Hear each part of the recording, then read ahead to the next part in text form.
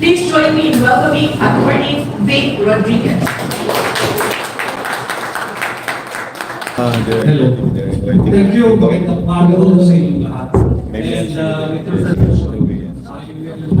just give my message to all of you dito sa let's make it very informal at para mas lumakas ang ating biya dito sa ginagawa natin hakbang. Maraming salamat sa napaka-kinig-kinig pagtanggap. At ako'y natutuwa nag-organisa ang Hakbang Maisog dito sa Cebu sa pinuno ni Bispang. At lahat tulong-tulong kung bakit nandito tayo ngayon at kasama yung National Day of Progress na ginagawa sa iba't ibang panig ng bansa. Let me just briefly give you an overview of what Hakbang Maisog is about. Alam ko naman, alam yung narito yan. But just to reiterate, we are not here to call for the overthrow of the current administration. Ang Hakbang Maisog ay ginagawa lamang ang mga karapatang may garansya sa ilalim ng ating saligang batas. Lalo pa doon sa Article 3 ng ating rights. Wala pong binalabag sa Konstitusyon o anumang batas at mga activities of Hakbang Maisog. Kung ang pagsasalita ng katotohanan at pagpapahatid ng tunay na sentimiento ng higit na nakararaming Pilipino ay isang krimen, maaari nga gumagawa ng krimen ang Hakbang Maisog. Subalit kailan pa naging krimen, kailan pa naging kasalanan ang magsabi ng katotohanan.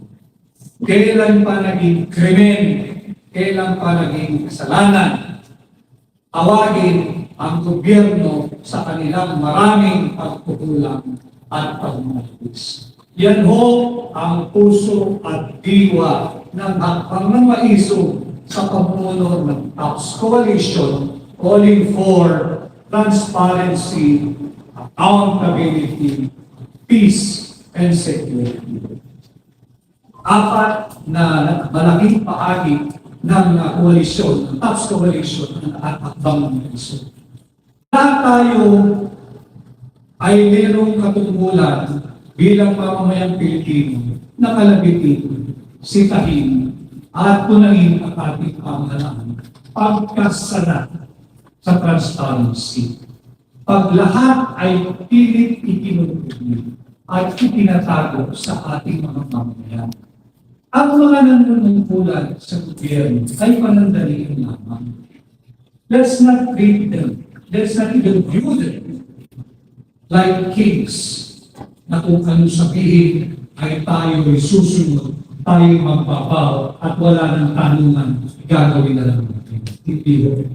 Sovereignty resides in the people and all government authorities emanates from them, from you, from me, from us Filipinos. Kaya dapat tayo ay pinakikinggan, hindi sinisikip ang ating karapatan na paypang magtipon-tipon at ipailahat ang ating mga hinaing at tawagin ang pansin ng gobyerno sa kanilang maraming pagkukulang.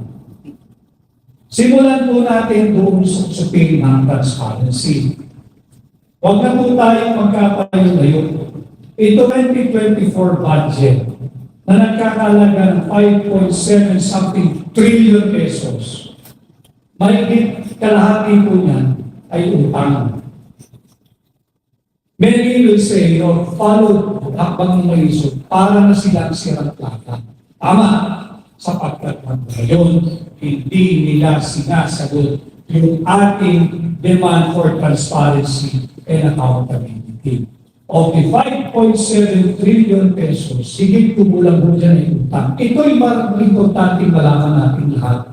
And I'm very, very happy because when Hakbang Maisog started way back in January in Davao, talagang hirap na hirap kami na maabot ang higit na maraming Pilipino. And today, I'd like to thank you from the bottom of my heart. I've seen so many of you through media na naririto na at meron na rin kami plataforma ipahatid ang mga bagay na dapat malaman ng ating mga kababayan. Yung budget po hindi lamang usapin ng mga nasa gobyerno, ng mga technocrats, ng mga nasa pamahalaan. Lahat po tayo dyan kasali. Sapagkat kalahati ng 5.7 trillion pesos ay utang. At yung utang na yan, hindi po libre yan. It may have been sourced from local or foreign borrowings. Babayaran po natin yan. Meron pong interest yan. Ang tanong, of the 5.7 trillion pesos, merong 800 billion, 800 B, hindi million na 800 billion pesos na unprogram funds. Ano ho yung unprogram? Yan po, aming ang pagkukulama ang merong diskresyon kung sinong pagbibigyan, kung paano gagastusin, at saan gagastusin. Bawal po yan sa ating saligang batas and in the government accounting procedure and even in budgeting. And yet, ginawa po nila for 2024 budget. Ang tanong, nasaan yung 800 billion pesos? Yan ba yung ipinangungulbot in the form of ayuda? Ang sinasabi ng NEDA nung sila ay nagbigay ng mensahe for 2024 budget, ang budget daw po ng 2024, yung 5.7 trillion pesos, are intended, number one, to transform the economy. Magandang pakinggan. Pero sa nangyayari, kalahati na po tayo ng taon. Wala pong transformation ng ating economy coming from the 5.7 trillion pesos budget for 2024. Ang sinasabi kong transformation of our economy to make it more robust.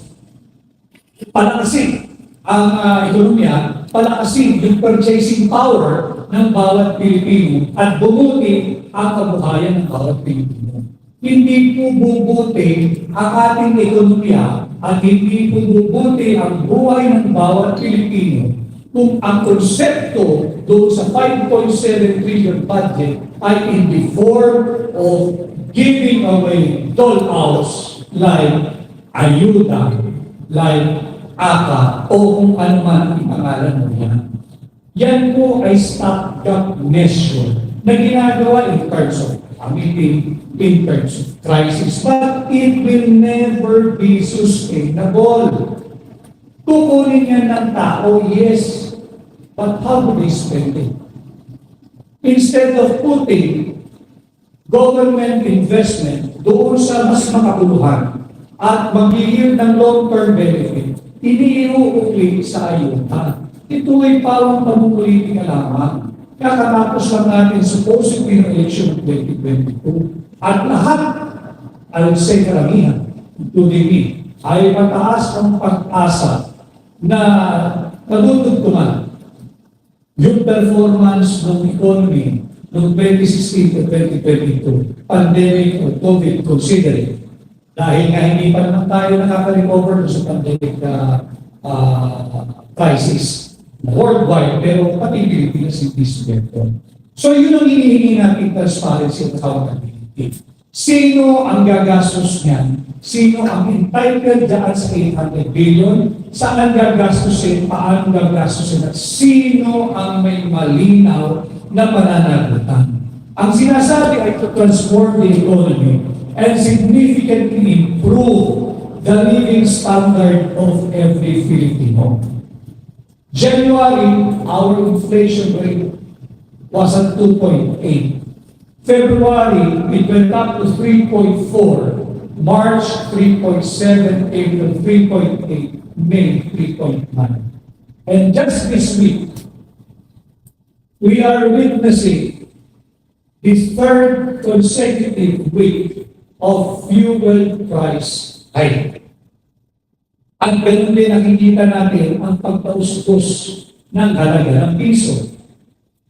without the aggressive intervention of the BSP, which is according to BSP, sila ay nag-imasok Thursday and Friday, baka nasa 59 na ang palitan ng dolyar at piso o piso kada dolyar. Ito yung sinasabi natin na dapat prioridad ng gobyerno. We do not need war. War is not the option. War is not an option. Ang dapat inilunsad ng gobyerno ay gera laban sa kahirapan, gera laban sa kagutuman, gera laban sa unemployment, gera laban sa underemployment, gera laban sa corruption, gera laban sa criminality, at gera laban sa droga. Hindi gera laban sa bansang China. Ang kinakailangan natin pagsama-samahan kung tayo ay makikipaggera ay yung gera na makakapagbigay buhay, makakapagbigay pag-asa, at makakapagbigay trabaho sa ating mga kababayan. Yung gera na bumubuhay, hindi yung gera na kikipil at papatay sa napakarami nating mga Pilipino. And that includes me and you. Because in war, you cannot be specific with your target. Pag nakipaggera ka, bahala na kayo sa buhay niyo kung sino tatamaan. Iyan ang mga mentality ng mga combatants in war. And again, that's the kind of war that the government should be launching. War against poverty, hunger, unemployment, underemployment, criminality, corruption, and drugs. Hindi yung gera laban sa ating gigante at nuclear armed China. Now, am I pro-China? No. I am a Filipino. I was born Filipino. Die a Filipino. I am proud to be a Filipino. Ang interest ko ay ang interest ng mga Pilipino. Look at what's happening in Ukraine. They're talking about peace summit to put an end to the war. Yun ho yung pinakikiusap natin sa lahat ng mga Pilipino. Mas madali po natin pahintuin ang isang digmaang hindi pa nagaganap kaysa pagka nagsimula na ang isang armadong sigalo, mas mahirap pong huminto yan. Dahil papasok na dyan yung bilangan, yung bala patay mo sa akin, ang dami na patay sa amin, ang dami mong sinira, sino magbabayad, sino mag-aayos, papasok na dyan yung pride, yung ego, yung amor, yung pagiging nationalistic and patriot ng bawat bansang kasali. Who's going to surrender? Sino maatras? Tayo hindi. Sila mali, tayo tama. Magkakaroon ng masyadong komplikado.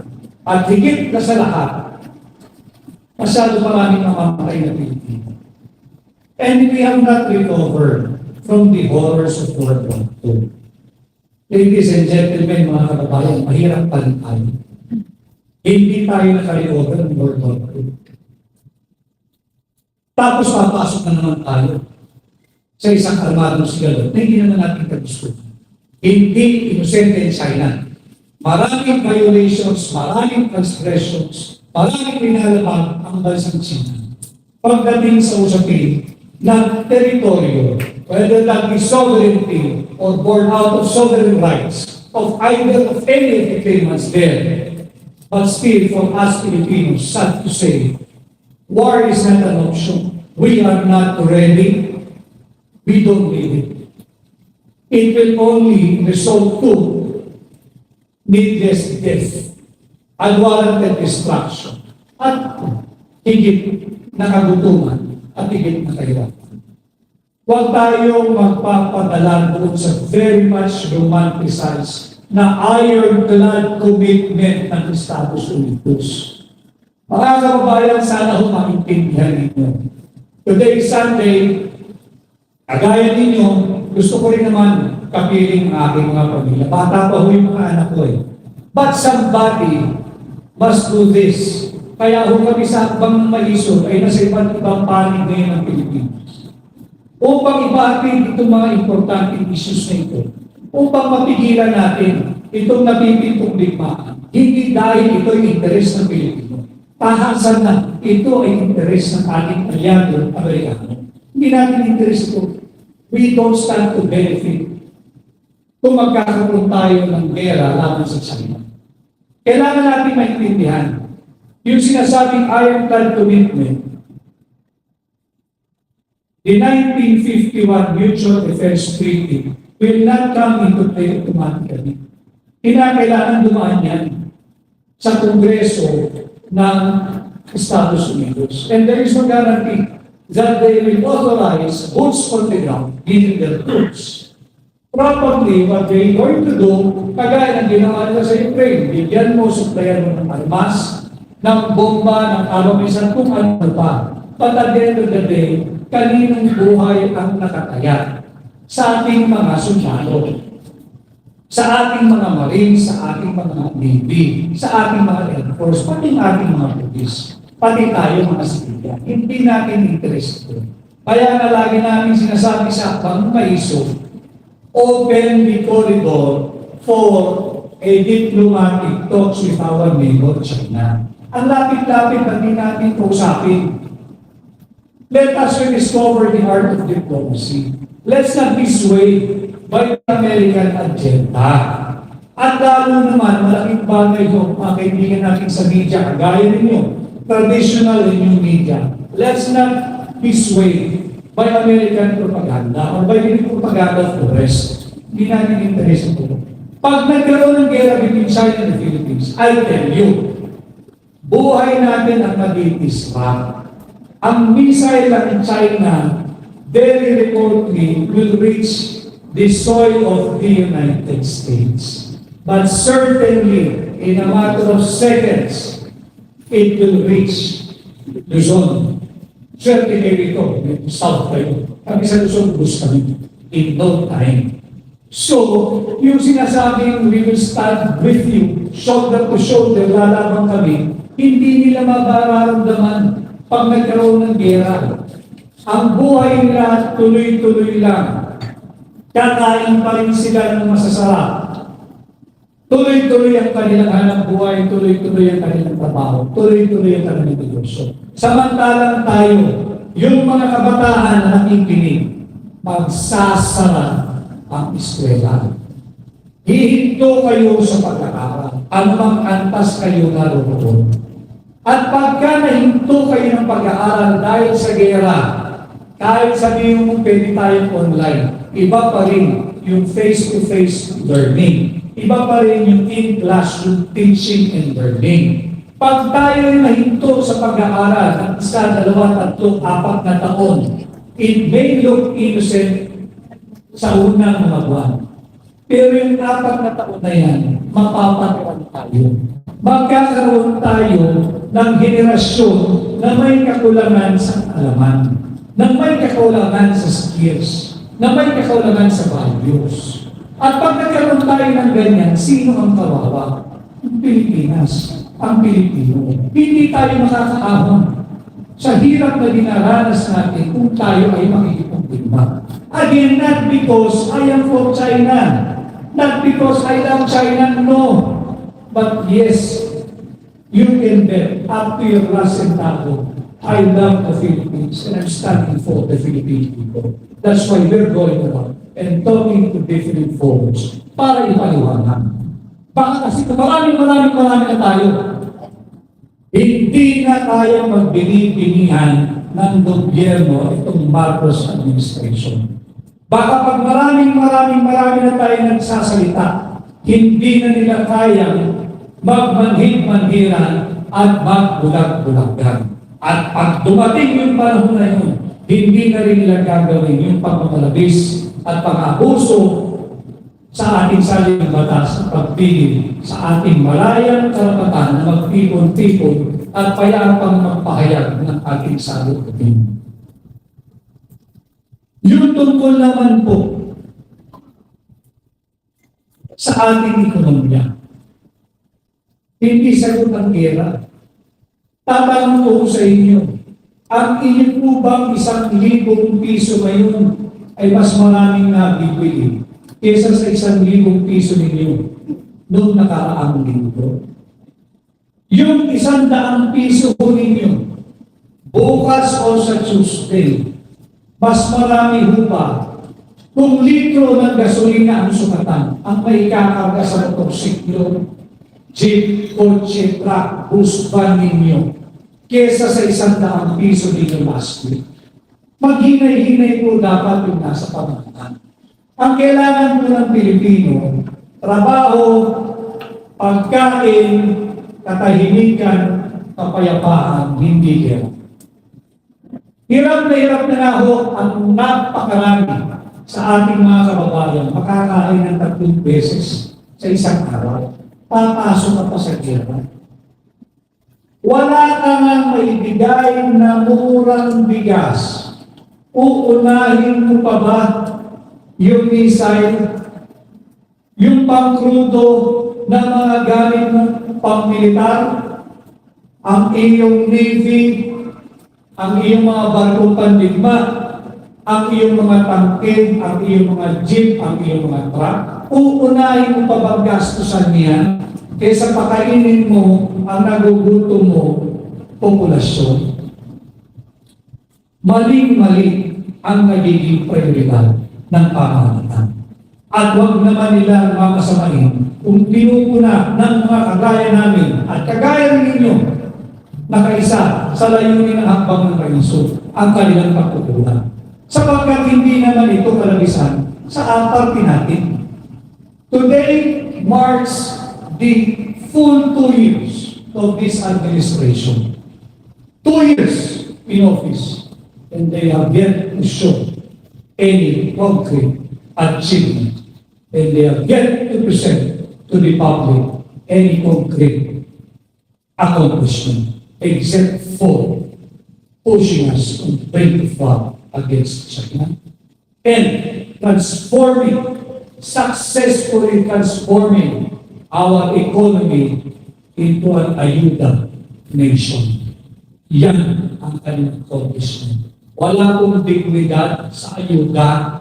Ang hinihingi ng tao, trabaho, suporta, hindi ayuda. Ayuda, pansamantala, stopgap measure, bridge financing. Pero hindi po yan continuing. Nabigay ka lang ng bigay. Wala nang pera ang gobyerno eh. How can you afford to sustain this kind of policy? That's become a policy. They go around the country distributing ayuda. Ang tingin lang sa mga Pilipino, pera-pera. Huwag po kayong kumalat. That's why, in the shirt that I saw, see, Pam is wearing, Filipinos are not for sale. Sure, if they give you money, that's your money, take it. Pero huwag tayo magsunod-sunuran sa mga ito. Dahil yung posisyon nila, galing din ho sa atin. Yung posisyon nila ay galing din ho sa atin. If they give you your money coming from the taxes that we're paying them, take it. Please take it. But use it well. Because hindi naman po infinite or unlimited yung resources naman. Bilhin nyo ng bigas. Kung may hanap buhay kayo, i-replenish ninyo yung stock, invest nyo sa business nyo, paikutin ninyo. Yung tapihan, pera nyo yun eh. Dahil pag hindi nyo kinuha, akan na yun. Ibubulsan nyo. Yung namimigay nga sila eh. At wag din ho kayo mahangado. Yung pinamimigay nila are bad crumbs. Kakarampot yan kesa doon sa hindi nila pinakikita tinatabi nila. Mas malaki po yung sinusubi ng mga yan kesa yung pinamimigay sa mga recipient ng ayuda. Na, yun doon sa South China Sea. The government is too preoccupied warmongering, war positioning dahil daw may violation in China. Ang issue po natin sa South China Sea are overlapping claims. At naging intersect na po yung issue ng sovereignty versus sovereign rights versus sovereignty. Hindi lang po sa pagitan ng China at ng Pilipinas. Nandiyan ang Malaysia, nandiyan ang Vietnam, nandiyan ang Taiwan, nandiyan ang Japan. Ang dami natin dyan. Pero na-highlight lang yung China at Philippine dispute. Bakit? Kasi nga agenda na ito ng Amerikano. Sinasabi nung mga nagagamit din ng bansang Amerika, ating ito. Aning dyan ang ating. I-define muna natin kung alin yung atin. Para nung sinabi, iyo ang hangin. Saan parte ng hangin? North, East, West, South. Kaya mo bang isukot yung hangin? Pag kaya mo nang isukot yung hangin, sige sa'yo. Habulin mo, buhol mo, ito akin. Pag kaya mo isukot ang hangin, ganun din mo yung issue sa South China Sea. Let us first sit down, identify what is exactly ours. And what is sauce for the goose should be the sauce of the gander. Kung ano ang trato mo sa issue ng problema sa South China Sea, kung anong kisig, gigil, at dami ng resources at panahon na ginugugol mo, dapat ganun din ang iyong kisig, gigil, resources at panahon na ginugugol doon sa issue sa Sabah. Hindi ba atin ang Sabah? Hindi ba nakikipagtalo tayo dyan sa bansang Malaysia? Nakalimutan na. Bakit? Sadyang kinakalimutan ng gobyerno. Kung talaga mahal mo Pilipinas at hindi ka papayag na kahit katinting na piraso ng ating teritoryo ay mawawala sa atin, bakit tahimik kayo sa issue ng Sabah? So kung anong treatment mo dito, dapat ganun din ang treatment mo dito. Yun ang sinasabi natin, transparency and accountability. Bakit dito suong ka ng suong? Ni-invoke mo Mutual Defense Treaty. Bakit dito hindi mo ma-invoke yung Mutual Defense Treaty? Doon sa pinag-aawayan natin bato sa South China Sea, sapagkat yun ang ruling ng tribunal na pinapaypay nila. May ruling ng tribunal. Ang sabi ng tribunal, bato lang yan. Hindi yan land feature, bato lang yan. Bakit yung Sabah supposedly rich in mineral resources, hindi natin pinaglalaban? Supposedly ang Pilipino sa Sabah, both documented and undocumented, around 700,000 Filipinos are living there. Documented and undocumented. Yung masasabi mo, ay may populasyon tayo. Atin yun. Eh bakit ang propaganda natin atin ito? Alin ang atin dyan? Bakit yung meron tayong malinaw na geographic boundaries? Eh hindi natin sabihin atin din yan. Ang daming namatay na sundalo yan, hindi nalalaman ng 60s. Maraming namatay na sundalo tayo ng 70s. Meron pa tayong problema sa separatist movement sa Mindanao. At alam naman, sa kasaysayan niya, na yung mga armas na ginagamit ng mga nasusulong ng separation ng Mindanao ay part of it, isinusupply ng bansang Malaysia. Marami rin namatay doon.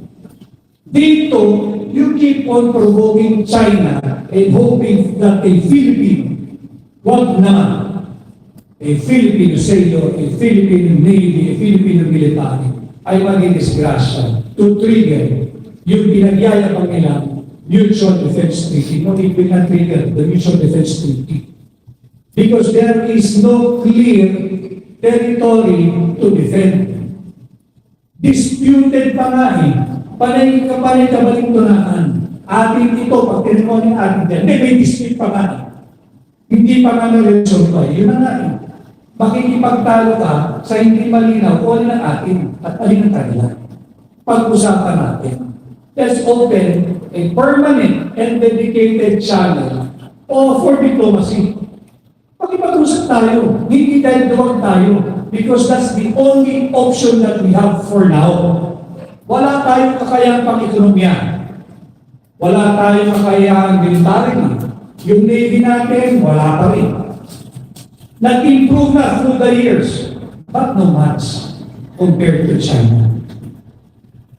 Yung ating population, 115 million Filipinos. By any standard, marami yun. Pero pag binangga mo sa population ng China, para lang mo maunawaan ng mga nakasubaybay pati sa mga social media. Ubusin mo yung 115 million, sakripisyo natin 115 million, halimbawa Pilipino, hindi zero na Pilipino, wala na tao sa Pilipinas. Sabihin din ng Chinese, magsasakripisyo din ako ng 115 million Chinese. Masusurvive pa po sila, dami na rin. Billion po sila. So, kung titingnan mo, yung mga factors before one should even consider going to war with another country, maghinay-hinay po tayo. Hindi natin kaya at wala naman sa puso ng Pilipino makipagdigma. Interest po ito ng mga Amerikano. They want to remain relevant in this part of the world. But they don't occupy a single territory in this part of the world unless they view the Philippines still as their colony. Sasabihin nila, we view you as brothers. Para lang rin sabi ko nga, I will painstakingly try to digest itong enormous information at lalim ng pag-uusap into the most basic para maintindihan ang pinaka-ordinaryo ang yan. Sabi nila, we treat you as equals. Sure! Bakit pagpupunta ang Pilipino sa Amerika kinakailangan ng apply visa? Samantalang kayo labas-masok sa Pilipinas nang walang visa. Nasaan yung equality?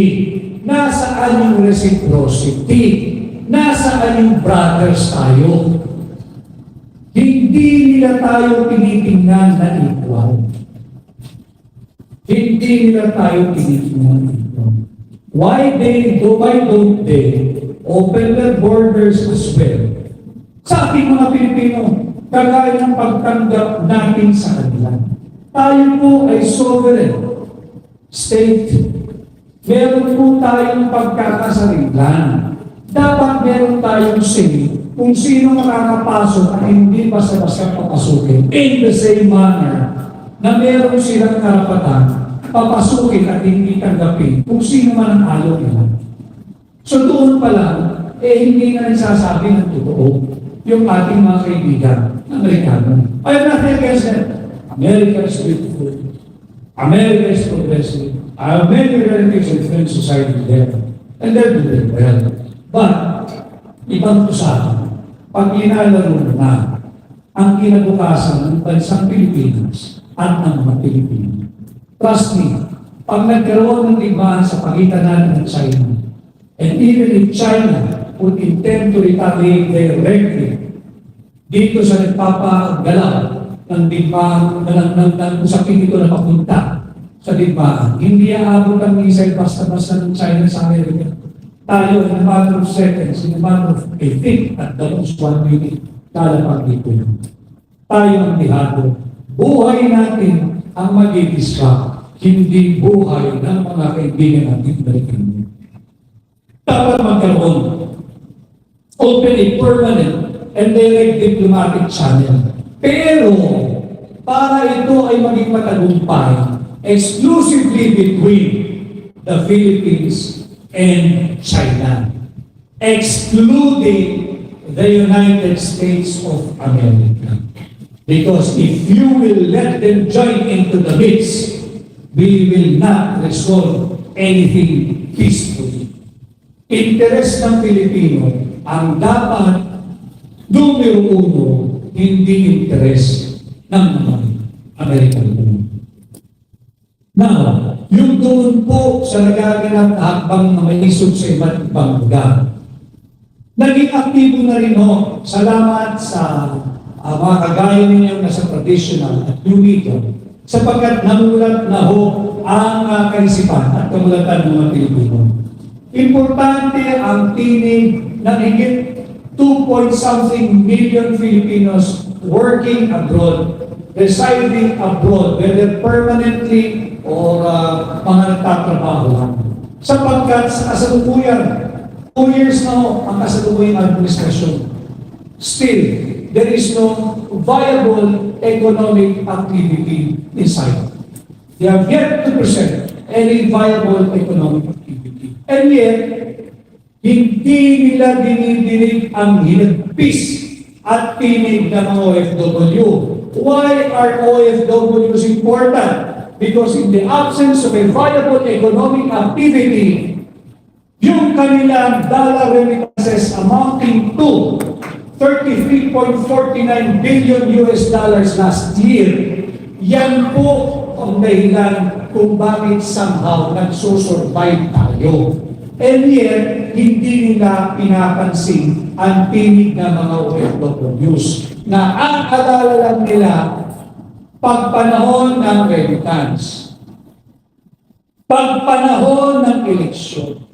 Pero karapatan po natin lahat pati ng mga kababayan nating OFW. And I've met many of them in Hong Kong, in Macau, in China, in Japan, in New York, and some parts of the United States, and some in Singapore. Those are staying in Singapore. Isa ang sinasabi nila, bakit hindi naman pinakikinggan ang aming tinig? And ano sasabihin mo? Keep on doing what you're doing, keep on organizing. Dahil kinikilala rin naman sa ating saligang batas under Article 30, Section 60. Oh, the right of the people, including their organization, to an effective and reasonable participation at all levels of social, political, and economic decision-making shall not be abridged.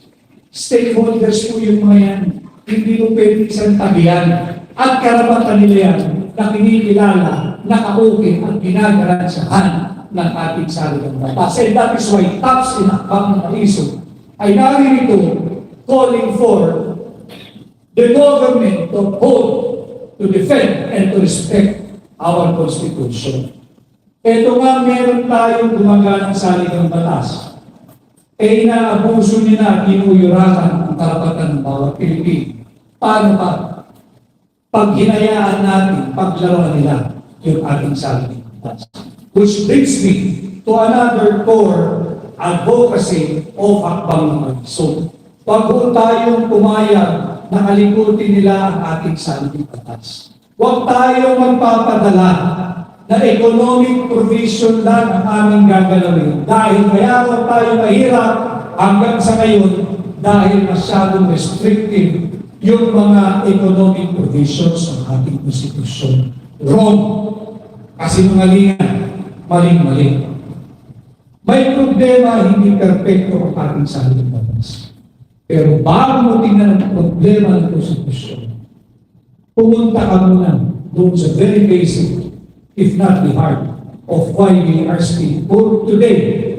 The problem is their graft and corruption, not the Constitution. Our Constitution is far from being perfect. Wala namang Constitution kahit saan panig na mundo na perfecto. Pero dito sa Philippine setting, sa Philippine context, ang problema numero uno ay ang kanilang korupsyon at hindi ang ating konstitusyon. Kaya yun ang panawagan ng Akbang ng Iso, let us protect and defend our constitution. Huwag tayo magpapadala sa kanilang panlalansi na economic provision daw. At ito rin yung hamon na iniwan ko sa ating mga kababayan OFWs. Kung sino man ang pupunta ako sa inyo, na yan ang gagawing linya ng pamumumbinsi at pangangampanya. Sabihin niyo, for the sake of argument, halimbawa nagpabola kami sa inyo na economic provisions na. In 5 years time, pag pinagbigyan namin kayo, can you guarantee na kaming mga OFW, workers, domestic helpers sa Hong Kong, halimbawa, can you guarantee to us na makakauwi na kami sa Pilipinas dahil umunlad na ang Pilipinas, dahil may oportunidad na ang Pilipino sa sarili ng bansa, at dahil meron na kahintulad na amount ng sahod sa Pilipinas na pwede na namin balikan at hindi na kailangan lisanin pa ang aming pamilya. Wala pong sasagot sa inyo ng oo dahil hindi po garansya na pagka binuksan mo yung mga quote-unquote restrictive economic provisions, wala na OFW. Yan ay malaking kabaligtaran. Yan ay malaking kasinungalingan. Ang tunay na layunin ay mapanatili nila at ng kanilang pamilya ang kanilang pananatili sa poder. Patuloy na magkanggang pagpayaman at patuloy ang korupsyon habang parami ang mga ordinaryong mamamayan ang naghihirap at nagluluto. Yan po ang aking mensahe sa ngalan ng hakbang ng malisog sa inyong lahat. Huwag po natin pababayaan manalig ang kasamaan. Huwag po natin papabayaan na manalig yung pang-aabuso ng ilan sa pamamalaan. Hindi po madali at talaga namang hindi ligtas ang ginagawa ng hakbang ng malisog. Kaya lang, ang sabi nga ho namin, pag kami nagpupulong-pulong, it's worth if only for the future of every Filipino, especially the youth.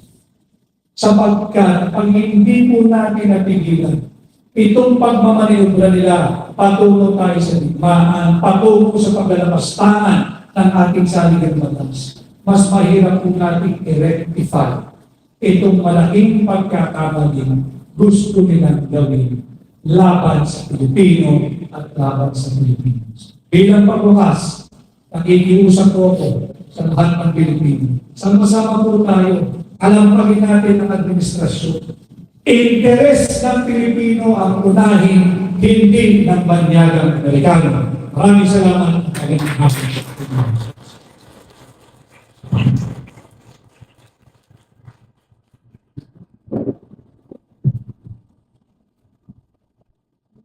Maybe we move on to the question and answer portion. Any question from the media? Yeah, please, sir. Good morning, Attorney Vic. Morning.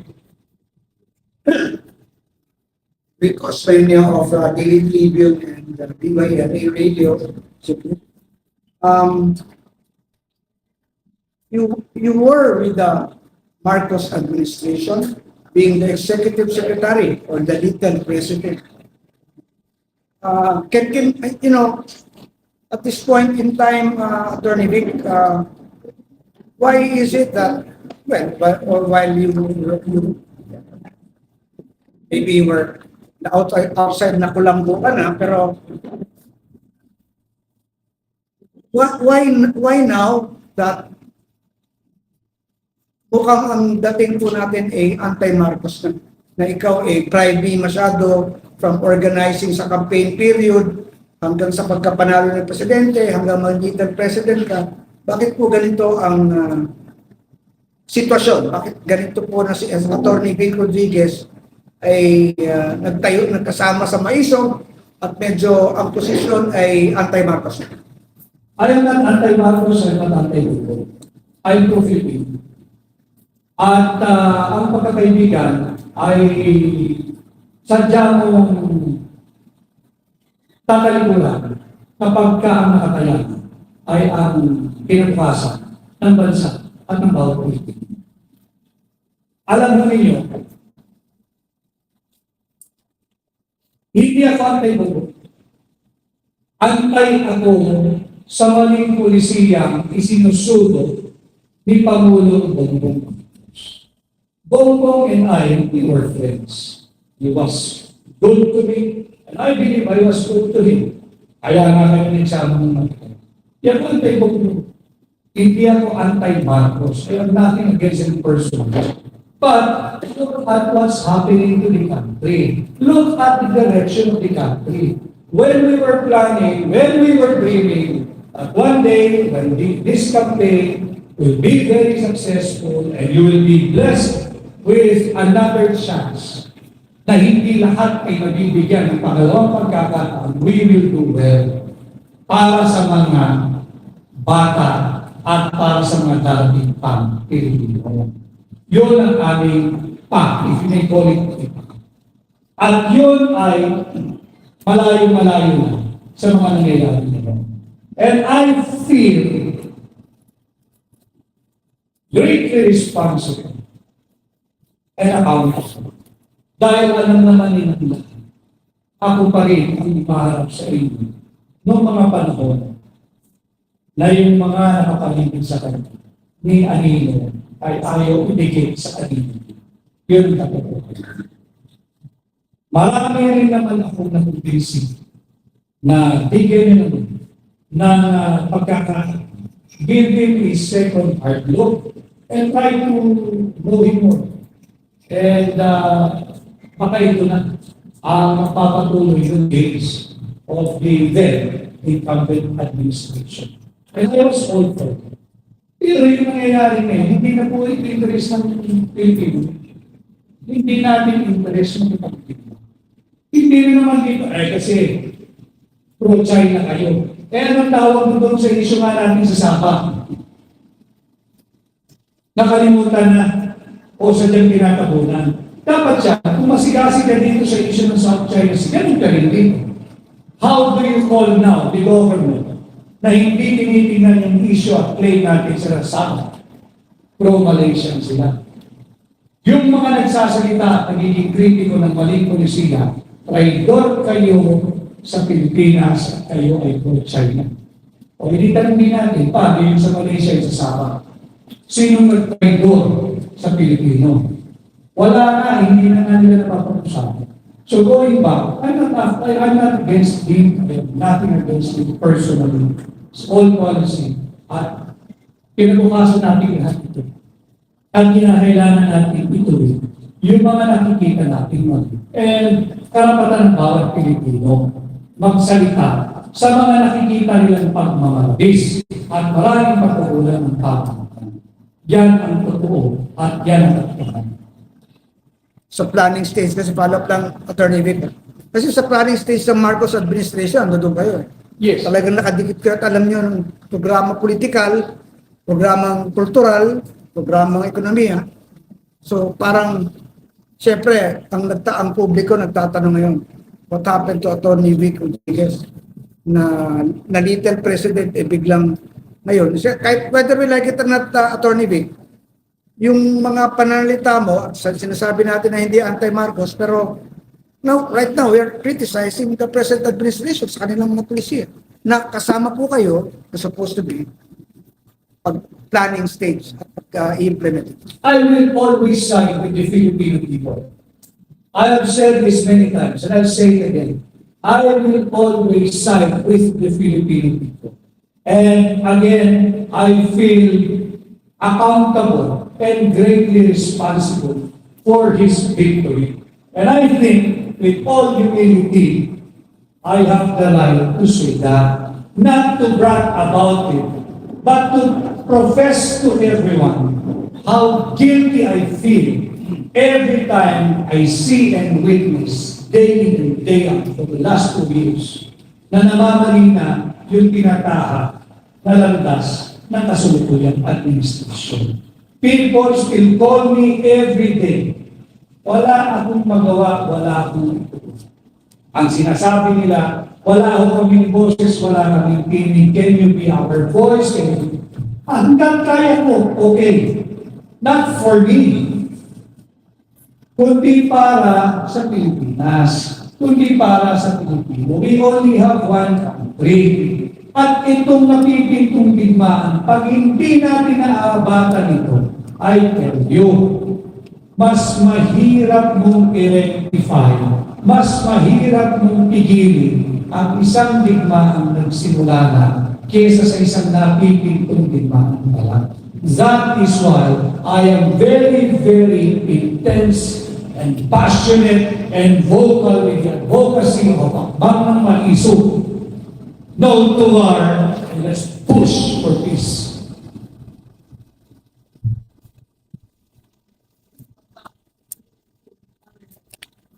For Ma'am Pang, what do you expect from this afternoon's National Day of Protest? Is there any activities in mind? And who are the groups joining? Yes, after the press con, there's a grand motorcade. And that will start at 3 p.m. until 5 p.m. And at 5 p.m. there's going to be a food sharing of around 200 intelligent families and gift giving in the grounds of Redemptorist Church. And shortly after, there's going to be a mass for peace at 6 p.m.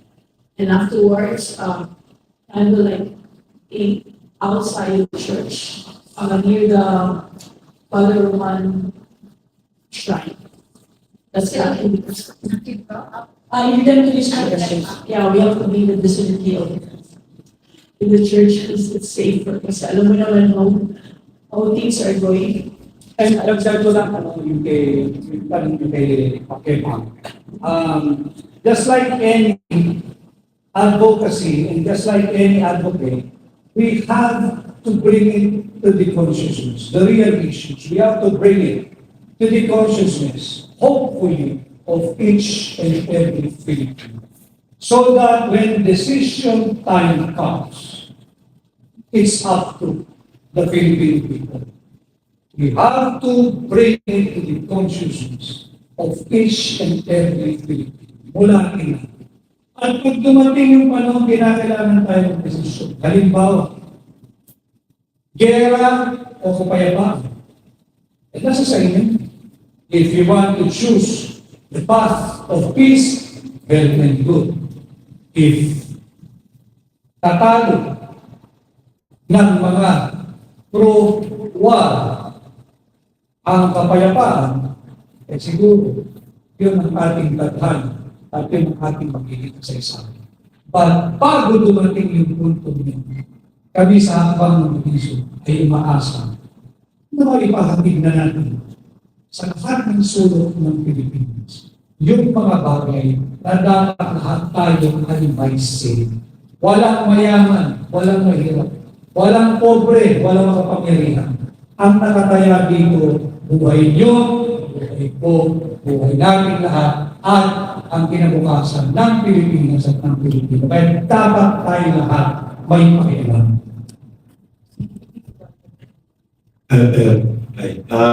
Attorney Vic, Maing Adlaw, Elmer Hugalbot, I'm just a blogger. Marami sana akong itatanong sa iyo, but I will condense it to two very important questions. Being front and center and within the inner circle of the Marcos admin for quite a few months, I just would like to ask your evaluation on the current management dynamics within the foreign policy circle of the president. Una rin dyan, yung nangyari nga na incidente in Ayungin on June 17, na wherein one of our Naval Operations Special Operations Group frontmen lost a finger kasi nga nag-real doon, no? And during that time, between June 17 and June 24, it was apparent that there was no clear statement and stand ating gobyerno. No? They were flip-flopping on their statements, starting with the AFP Chief Browner, I think the day after the incident. And then you have the spokesman for the National Task Force for West Philippine Sea, Commodore Tariela, also condemning China. And then on the 21st of June, you have the chairman of the National Maritime Council, Executive Secretary Bersamin, apparently de-escalating the rhetoric and calling it an accident or perhaps a misunderstanding. However, on the 24th of June, you have the Defense Secretary Diego Cheloro re-escalating his rhetoric, calling China a parang barbaric act nga, no? What China did. And he also reiterated that position during the hearing of Senator Imy's Foreign Affairs Committee. So, ang tanong ko, Atty. Vic, this is my first question. And I would add to it na lang, why is it now that there seems to be a disconnect between our diplomatic stance and our diplomatic statements, which are now being aired by military men? you hardly see our diplomats, even the most respected journalist, Jaime Florcruz, who is our ambassador in Beijing, is apparently silent. So, that's one question. Ano nga ba, who is running our diplomatic policy? Who is, sinong nag-a-architect ngayon? Is it our chief diplomat or our top diplomat, our president, who is de facto our chief architect of foreign policy and commander-in-chief? Or is it somebody else? That's number one. Number two is the June 14 expose of Reuters, which has grabbed headlines all over the world, that there was indeed a Pentagon-sponsored disinformation campaign against Sinovac in 2020 to 2021. It was reported by Reuters. It was picked up by all media globally. However, mainstream media in the Philippines, I'm so sorry to say, was not, shall I say, hindi masyadong pinikap, hindi masyadong pinover, and in fact, hindi nga parang pinalang bahala na lang or something to that effect, no? Which now brings me again to my second question. I've heard the first time you called social media the new media in one of your my Zoom leaders forum, I think it was somewhere in Luzon. Now you are also repeating it now that social media is the new media. So my question now is, how do you see the role of social media people like me and people, our friends here from social media, in this era of seemingly, information wars between the two sides, China and the Philippines, and sadly and very unfortunately, we, the Philippines, are being caught in between. And I remember exactly what President Duterte said. If two elephants go to battle, ang pinakakawawa ay yung gagabong, ang grass, or something to that effect. Thank you. Tama yan. In fact, yung sinabi rin niya ni then BBM, kandidato siya, na ano ang stand niya sa South China Sea issue. Ang kanya naman, kapag bumahing ang Estados Unidos o China, bumahing lang yan, mabubura na ang Pilipinas sa mapa. By analogy, same with the line of PRRD. Kasi totoo naman na huwag niyong tingnan na vloggers lang kayo. Kayo na ang new media. The only difference, ladies and gentlemen, my dear vloggers, yung katotohanan, malakas lang di hamak kumita sa inyo yung traditional media because of their prime time advertising spot. But in the way and the manner you carry out information, higit kayong mabilis. Real time kayo. You can report and upload events as they happen. Huwag kayong ma-intimidate diyan sa mga traditional media. Wala na yan. Bakit kayo pinununood ng libo-libo ninyong followers? Whether real time or replay, dahil sukang-suka na sila sa sugar-coated na balita. Alam naman ng tao na hindi na rin totoong balita ang lumalabas sa traditional media. I'm not afraid to speak this way. Ang pushback lang naman yan, babanatan talaga ng babanatan yan. Yun nga, talagang ganun. Ang pinaka-kinamumuhian ng mga taong nagsisinungaling ay yung nagsasabi ng katotohanan. And in telling the truth, there is really a price to pay.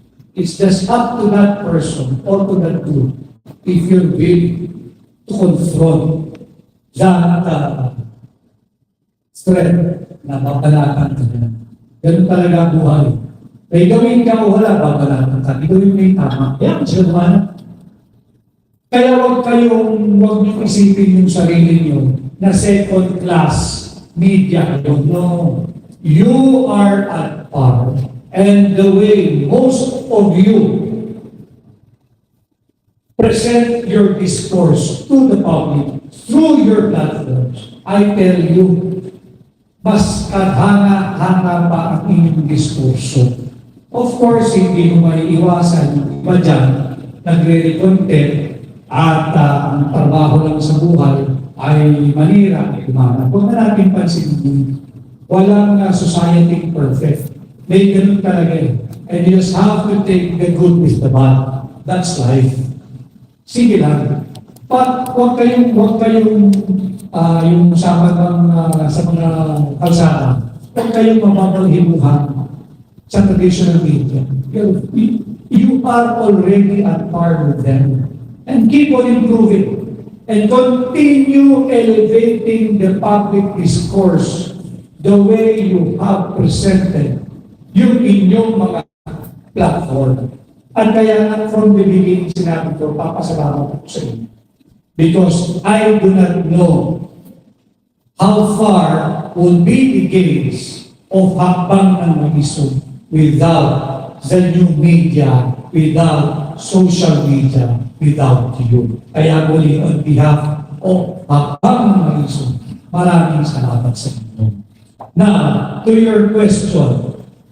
Number one, flip-flopping, magulo-magulo, iba sinasabi nito, iba sinasabi nito, simply because walang leader.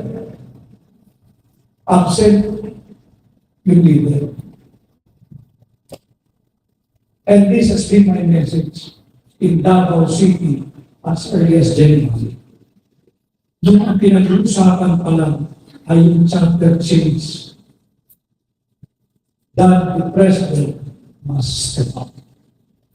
He just needs to observe his presidency and his authority. Nakakalungkot, iba yung sinasabi, yung mga pilit na nag-diffuse using your term and de-escalate detention, only to be openly and publicly rebuked by another man from the same administration, only to be rectified, the statement to be rectified after a day or two. Consistent naman sila. Consistent sila sa pagiging inconsistent. Consistent sila rin. Totoo yung they're very consistent in their inconsistencies. And that is why naririto na tayo sa napipintong tingnan.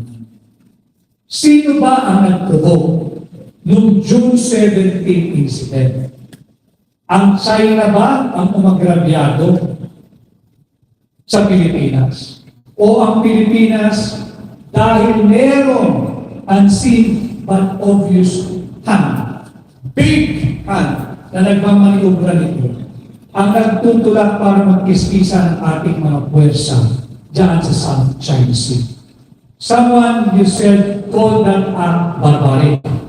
And again, that is following the American line of propaganda.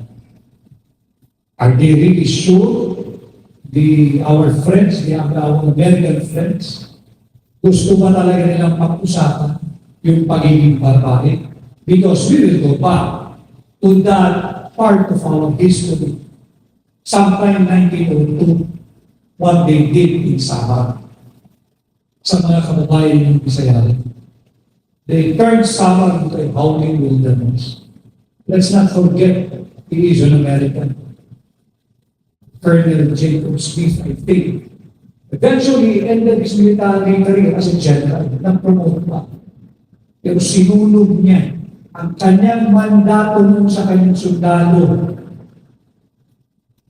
If you want to make me happy, kill more people, burn more houses, take no prisoner. Yan ang gusto ko, patayin niyo lahat. Lahat ng 10 years old up at lahat ng gumagalaw, sunugin ninyo. Hindi ba barbaric ang tawag doon?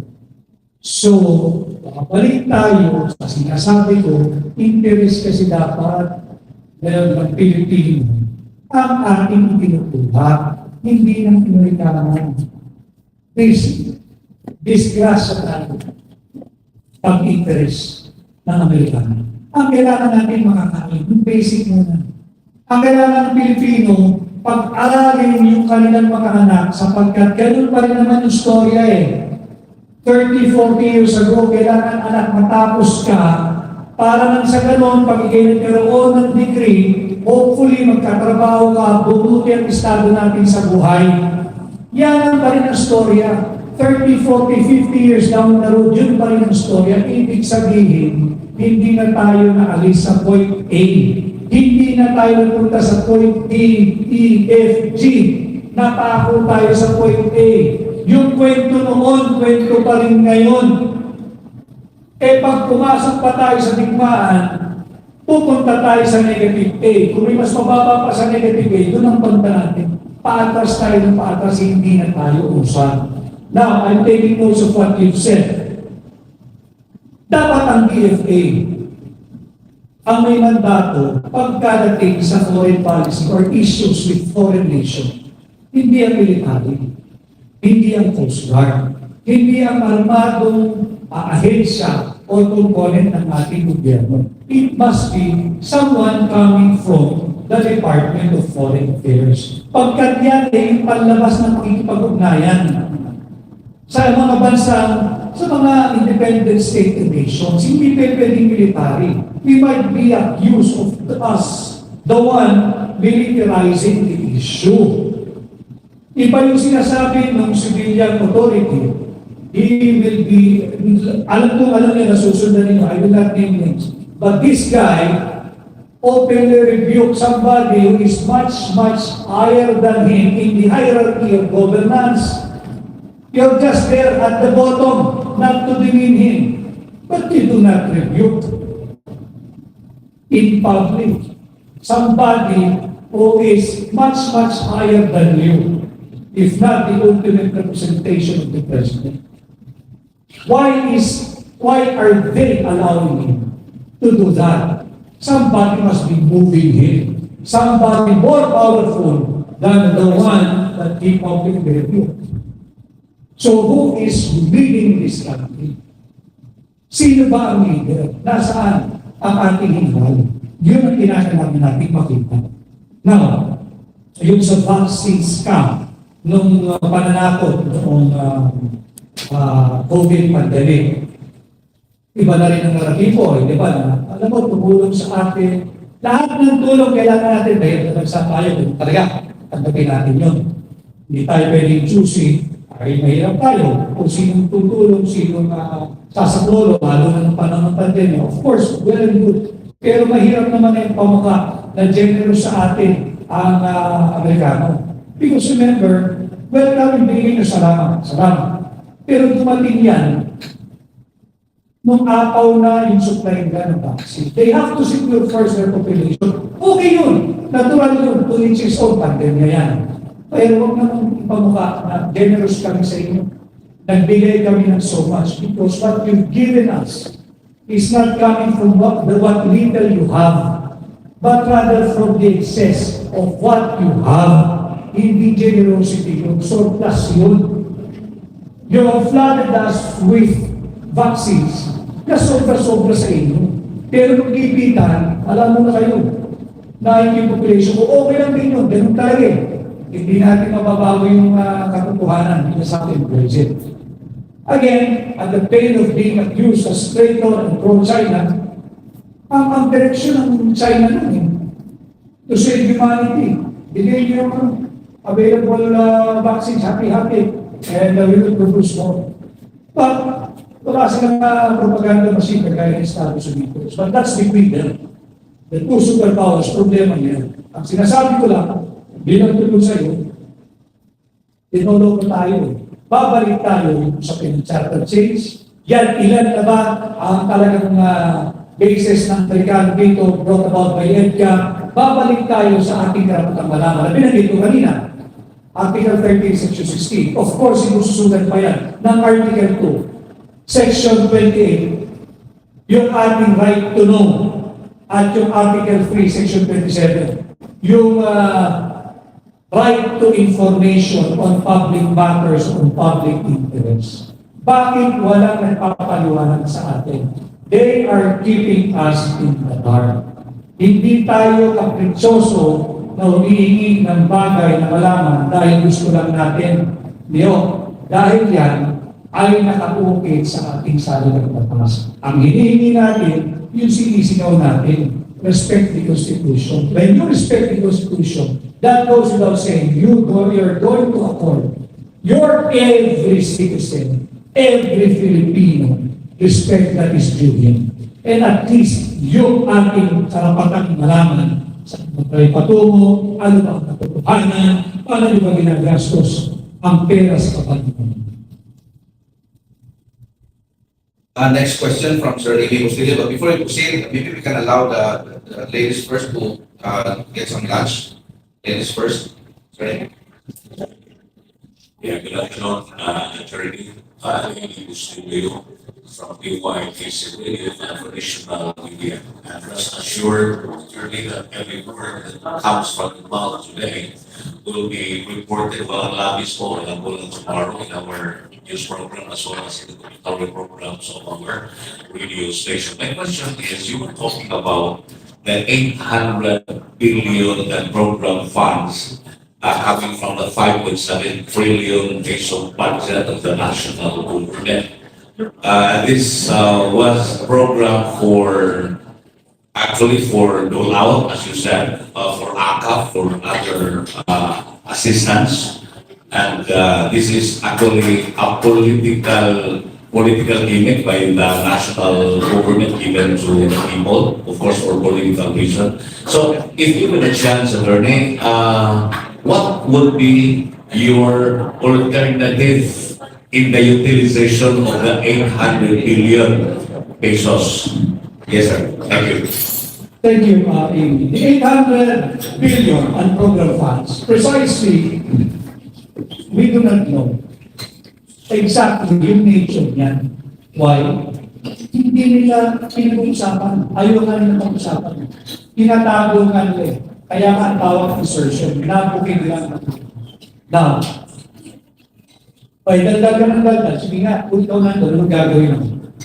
Ako ang nakikita ko sa instead na ayuda ka ng ayuda, nawala naman, when you help people, when you try to lift the economic condition of your country and of your countrymen, dapat yung pagpagat din sa kanilang dignidad, kasabay mo.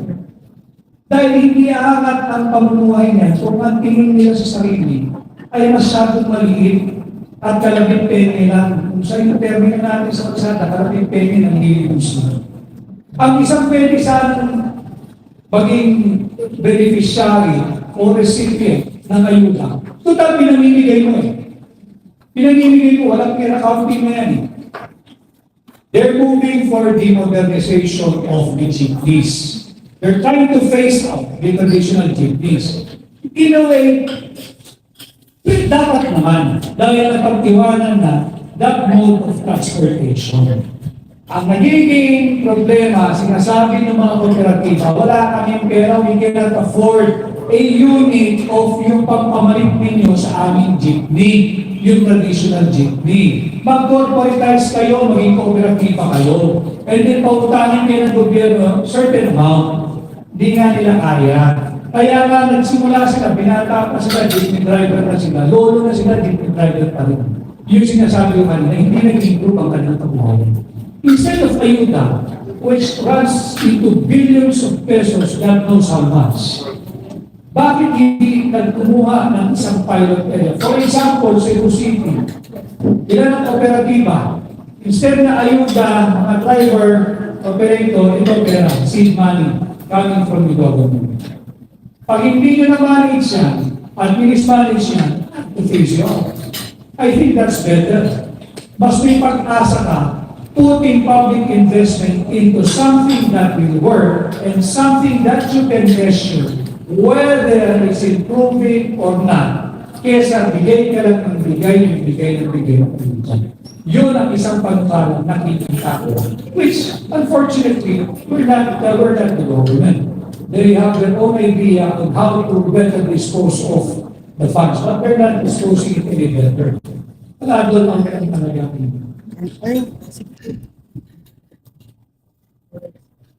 Question? Or follow up lang ito ni Vic. Pero ito ang program, may documentation naman eh. Meron na, matitrace natin. Hindi natin alam. Hindi nga nila inaamin. And yung program kasi, from the beginning is illegal. When the president certifies the budget, 10 piso, you cannot go higher than that. You can go lower, but you cannot go higher, especially in the form of insertion. And it cannot be done by the bicameral conference committee. In our constitution, there is no such animal as the bicameral conference committee that can increase the budget or the amount of budget proposed by the president. Maybe good afternoon. I'm Dr. Natulog, Mr. Philippines. Alam po ninyo,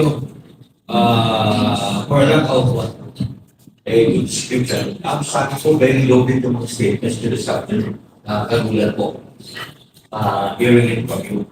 And having said that, sir, isa sa mga leaders nyo sa Akong Maiso, Mayor Sebastian Duterte, after urging your friend, President Ferdinand Bongo Marcos Jr. to resign from office. What's your take on that? It's his personal call. I mean, the president, decision is personal. When, if I may just recall briefly, I read an article this morning, exactly in relation to what you have just asked me now, recalling the time when the US government advised his father, Ferdinand Marcos Sr., to cut and cut clean.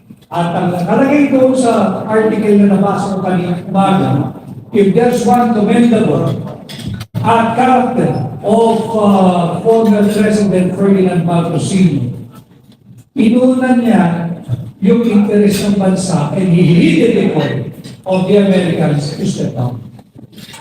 Kung ano man ang ating politika at pananaw sa desisyon yun, nung dating Pangulong Marcos Sr., doon sa article na ating nabasa, it made me stop and reflect. Ako naman, iba rin yung character mo when he was advised to cut and cut clean, step aside, step down.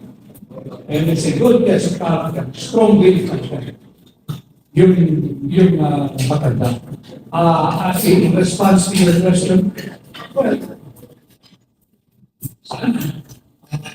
he will have no introspection and pag-isipan niya kung ano ang mabuti at nararapat at sa bansa.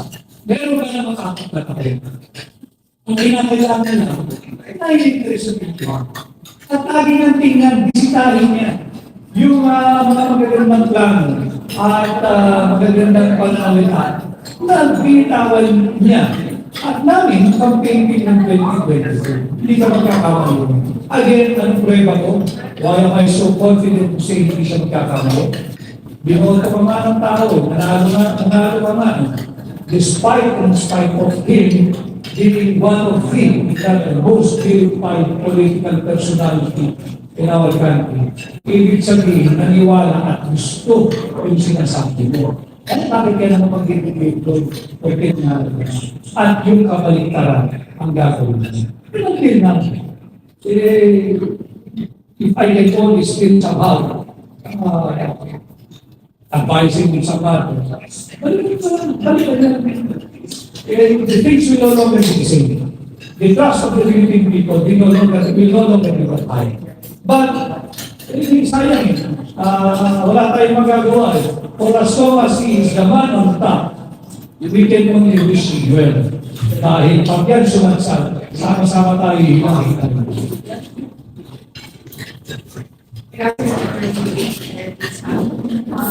Sir, we were touring around the Philippines first government, so even going abroad to meet our OFWs. Pero tayo nakikita na data, o makikita na data, na dumadami yung iniulat dito sa awareness na ating institusyon. And if meron man, like dito sa security, bakit ito ka na? Okay, marami nagtatanong yan. Unang-una kasi yung paglabas ng tao, hinahalingkulan nila noong 2021-2022 campaign. It's a different thing. That was a campaign. And coming from pandemic, surprise ang tao mga nakakalabas. Dahil merong okasyon na magbabasa, ng kampanya. Ito makapag na payaso, hindi kami kailanman nahinaan nito. Because everywhere we go, we can feel the very, very warm welcome of the places that we visit and the group of people that we talk to. Yung sinasabing hindi makapag-organize ng ganun karaming tao. Unang-una, ayaw nang bigyan ng permiso. Yung hakbang ng paiso. If hakbang ng paiso is not effective, bakit mo pinipilihan? Wala pa rin epekto Why don't you adopt the attitude of PRRD then? Gusto mo mag-rally, bigyan ng permit yung mga araw. Dyan lang kayo. Because naman, is so confident of his administration and of his governance. Alam ito, pinitigil, pinagbabawalan, pinaparadahan ng truck, heavy equipment, yung freedom part. Now, do we have any data? Ladies and gentlemen, which I'll share to you. Ang rally ngayon, ang protesta, nagbago na rin. I may not be able to join you or you may not see me there physically, but I'm with you in the comfort of my cubicle in the office, in the comfort of my bedroom, through sa inyo, yung social media ninyo. Sukatin ninyo yung social media ninyo. 30,000, 50,000, 100,000, 200,000. Pare-pareho lang naman ang kinukoda ninyo. Don't tell me yung isang tao meron sa itong telepono. Panood ko kayo sa inyong telepono. So lahat kayo maraming views. So, nagtatago yun. Dahil nga sa hirap ng buhay, ano yung naman ang mag-caption sa trabaho. Pag ako naligo, nagpatay ng pamilya ko. Saan ako nakuha ng trabaho? Maaaring nakuha akong trabaho, pero kung nalilipod ako, mas matitang sahod. So, hindi ko kaya isugal yung kasalukuyang empleyo ko. But I'm with you. At yung analytics naman na nakikita namin, hindi naman siya yung sharp take lang, yung curious lang tapos bumisap ko. Ang ako lang matapos tuloy-tuloy. Hanggang tuloy. So that's one of the metric of sukatan na ating One last for me, Sam. Actually, I can still remember how active you are during the campaign. I cannot forget that. So, Miss, what's the turning point? I mean, naging punto that now you join the guidance surveys. Not many people know this back, but after the election, wala talaga, hindi kami pinapansin. Kawawa, nandito yung mga leaders namin, yung mga campaign leaders. Hindi kami pinapansin, wala talagang engagement. After that, thank you paano ba taong dito. So, wala kami dati. So, nakikita ko talaga na yung mga tao, hindi na kasi makibuang sa isang pagbibihan ng engagement. And we started the second year back in the country. We put it so that's what we needed to do. So I'm always on the ground. So nakikita ako na hirap na yung mga Cebuano. Especially that, I don't know, obviously the data Philippine Statistics Authority, na yung Cebu has the highest children poverty. A lot of people are facing hunger. Yung poverty dito sa Cebu, hindi yan lalabas yung data dito sa Cebu. But I've seen that on the ground. So, it's really hard nakikita ko na people are suffering on the ground. So, kita lang turning point as far as I'm concerned. And saka yung advocacy about hunger, address hunger and war, that really resonates to me.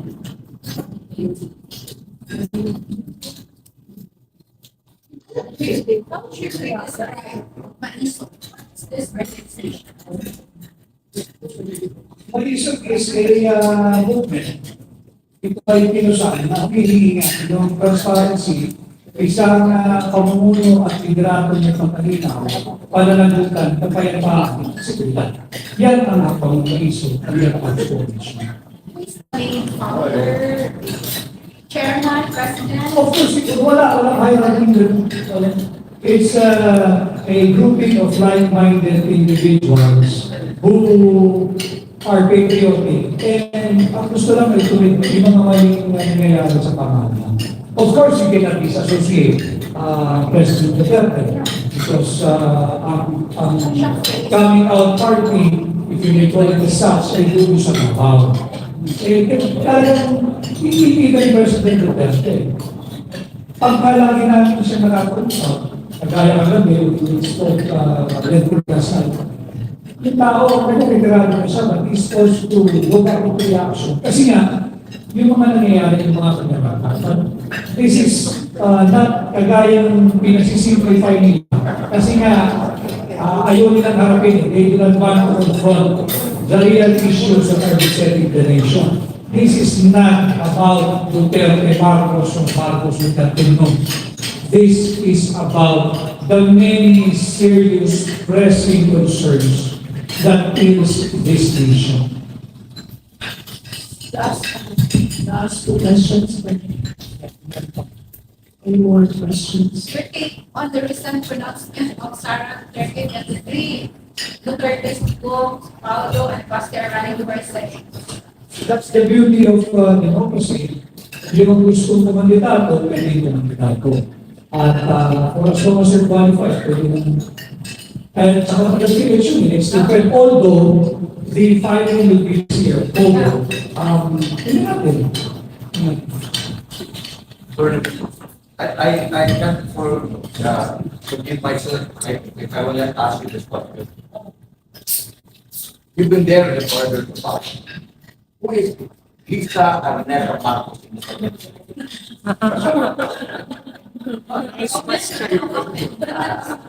She's the one who voted. After. After yan. You know, we heard a lot about her in grade 5. Please, sir. Who is she in this administration? But I think she has become very, very influential in this administration. Same answer. All policies, programs and policies. Alam naman niyo eh. Outside the wala. Very, very, very influential. But again,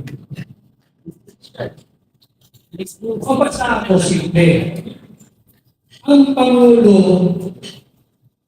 dapat ay yung may mandato. At wala kang mandato, huwag kang makialam sa patakbo ng gobyerno. I hope that satisfies you, and I hope you'll be able to forgive yourself now. Pero ngayon, Attorney Vic, ang political dynamics sa Malacanang, dati, si FL at saka si Speaker, medyo magkaiwalay. Ngayon, meron ng tactical alliance. Well, buti ka pa alam. Yes, alam mo yan. Basta na kayo nila. Huwag natin biguin yung tao na nagtiwala sa Diyos. Kung ikaw ang hinihinala, bago ka na ng kandidato, alam mo yung demands of the office that you seek to represent. And when you are given the trust through their mandate, do not fail them. Treat them with respect at pangalagaan mo yung mandato mo. Dahil yung mandato mo, hindi yan libre. Ibinigay sa iyo yan kasabay ng kanilang pag-asa. Umasa sa iyo na gagawin mo tama yung trabaho mo. Umasa sa iyo na kahit paano, hindi man personally uulan ang buhay nila, pero makakaramdam sila ng ginhawa through peace and order. Laban sa kriminal, laban sa kriminal. Hindi naman meron piso sa piso na tiwala ako sila kailangan ng improve ang buhay ko ha. Auto or hindi, maraming contribution na pinaka-direct benefit sa iyo. Personal sa pamilya mo. Yung may balik-bulat patuloy sa mga malilim tao, malaking bagay yung Pero pag hinayaan mo sa exam to be ruled by stars again, malaking pagkakas. Sorry, sir. There seems to be a big clamor for you to run for the Senate. Are you going to Senate?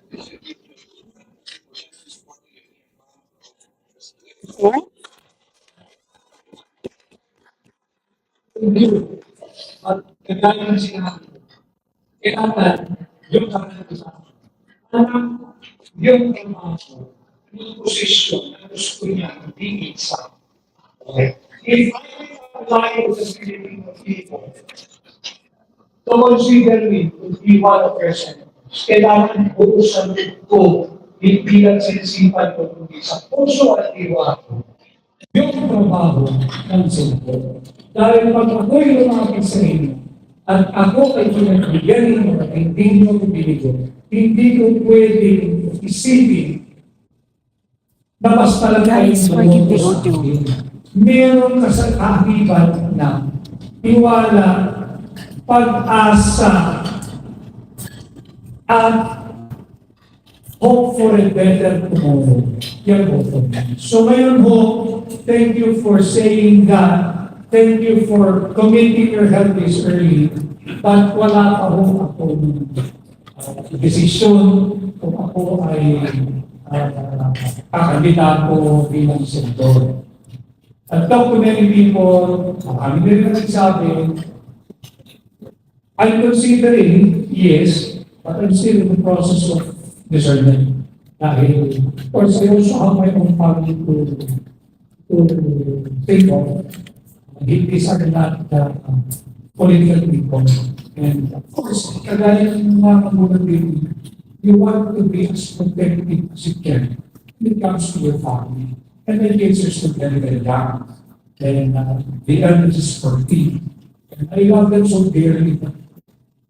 Ay, hindi ko rin kaya kumalikod sa Pilipino. Otherwise, hindi natin dapat nandito sa pamilya. Give me time.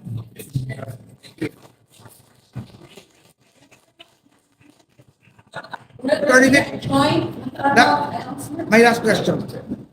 Posible talaga 20 pesos na kilo ang bigas. Yeah. Hindi bababa lang po. Even with yung pagtutol ng taripa into 15%. Yeah. Masyadong drastic yung tutol. Pwede mong ibaba from 35 to 50. Masyadong drastic. Papatayin mo yung papatayin mo. Dapat I think, I have the right to comment. That executive order was born out of more of a knee-jerk reaction. Dahil nga wala kami pakita, sinisipin nasa Campaign promise. pesos na yun na bigas. So, at nalalapit na. So, it has to be, if you may have a perfect balance, yun sana. Pero itong drastic masyado, yung 50% na lang yung sa gas. Kawawa naman sa So at least may 4 na taon, hindi na kaya. Pangawat ko yung 20 pesos. Bakit naman ayaw natin? No? But realistically,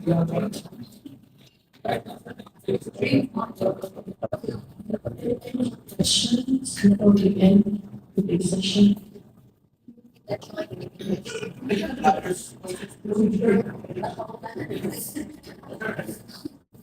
Yes.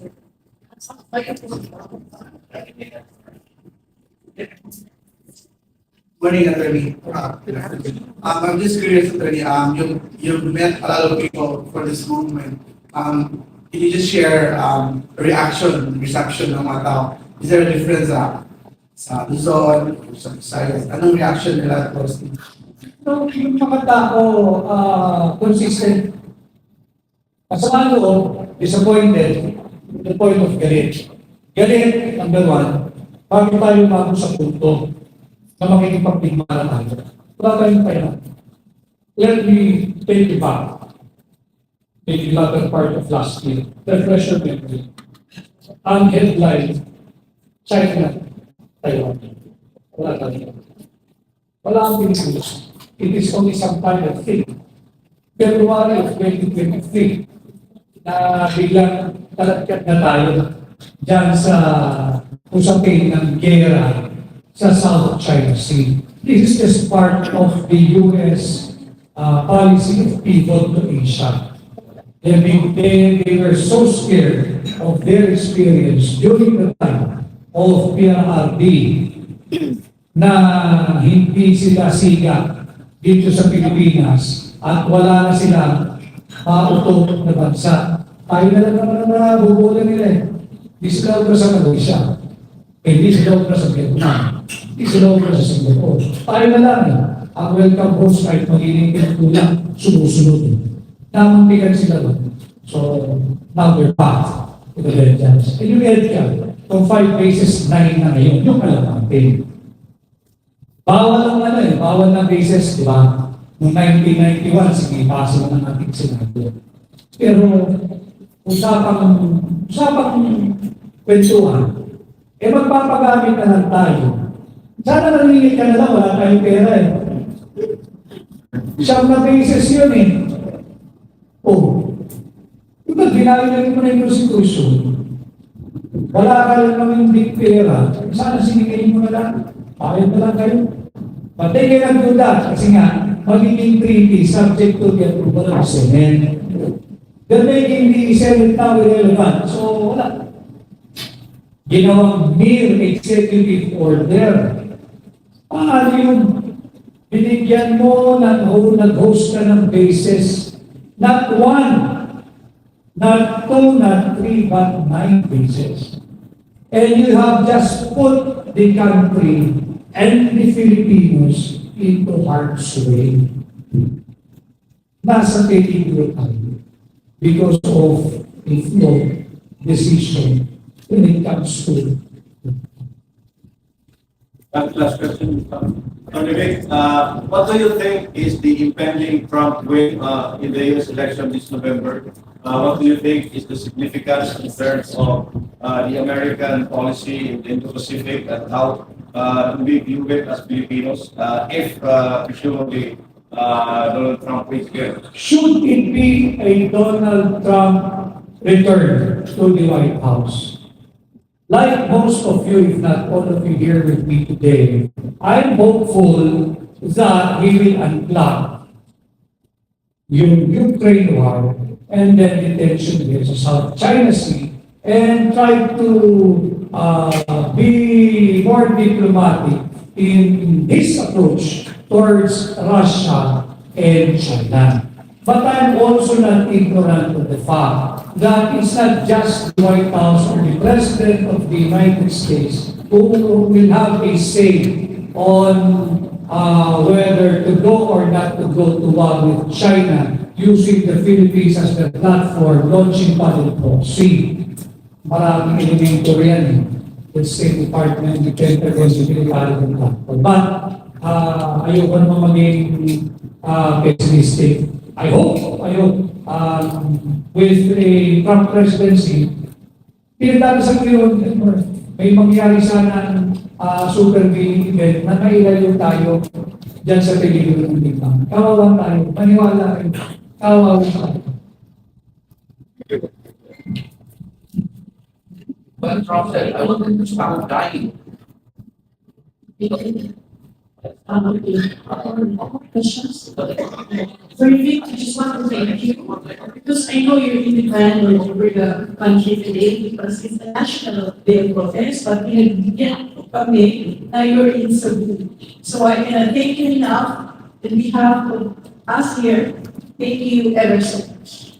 With that, Thank you also. Thank you also for your time. I know it's a Sunday. I know yung mga macho-macho, dito yung mga yan.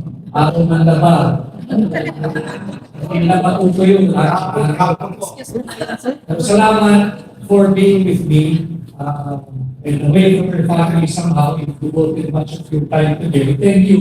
Thank you. And I'm doing this not for myself, not for Pamang Maiso. It's a sacrifice for us as well. To be away from our family a day or two, doing what we're doing, it's not for us. we're spending our meager resources. But this issue will affect not me, not just you, but the entire country. If we can save our country, who is now at the way of our China, hindi nakakapagod gawin ito. Physically, yes, but yung reward nito, kung may iwas natin sa direct collision course with China dahil pinutulak ng ating kaibigan para ng Amerikano na tayo magpapita. Let's do our share in helping and saving our country from a direct collision and a full-blown conflagration with our giant and superpowered neighbor, China. Maraming salamat.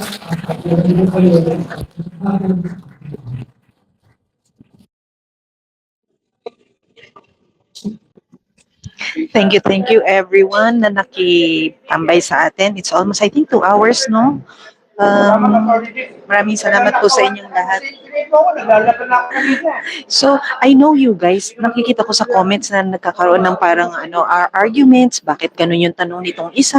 Actually, katabi ko po siya, and he's from Daily Tribune.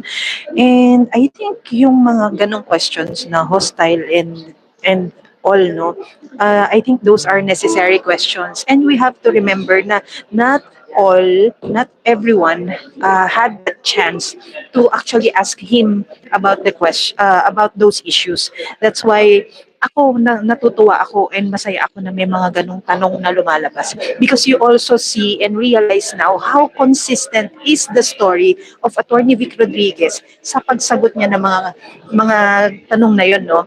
When he's not personal, hindi siya pikon, and the manner and the way he answers the questions only solidifies all the more yung yung totoo na nangyari.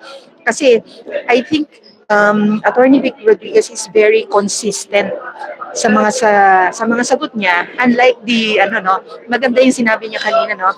Unlike kanina yung administration kasi daw ngayon, they're very consistent in being inconsistent. Nakakatuwa yun. So guys, alam ko marami ang nagaganap ngayon sa Pilipinas. It's a simultaneous event all over the country. Marlon is not with me ngayon sa Cebu.